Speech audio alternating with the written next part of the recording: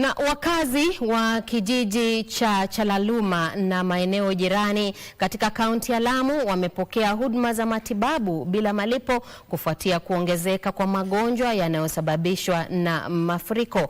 Akizungumza wakati wa shughuli hiyo, mratibu wa shirika la Msalaba Mwekundu katika kaunti ya Lamu, Abdul Hakim Abdu, alisema kuwa shirika hilo linaendelea kufanya kazi kwa karibu na serikali pamoja na wadau wengine kuwapatia wakazi walioathirika huduma muhimu za afya na misaada mingine ya kibinadamu.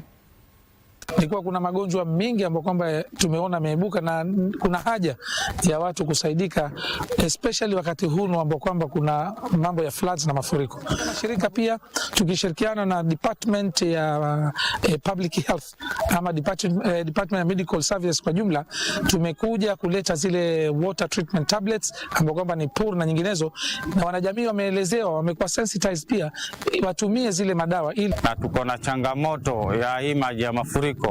Hii madawa haya yatatusaidia kwa kinga ya mwili yetu. Upande wa prevention, yani upande wa public health ama upande wa usafi katika mambo ya maji, kuosha, kuchemsha maji kabla ya kunywa, kuhakikisha kwamba tunaosha mikono, kwamba tunaosha chakula, sana sana mboga na matunda.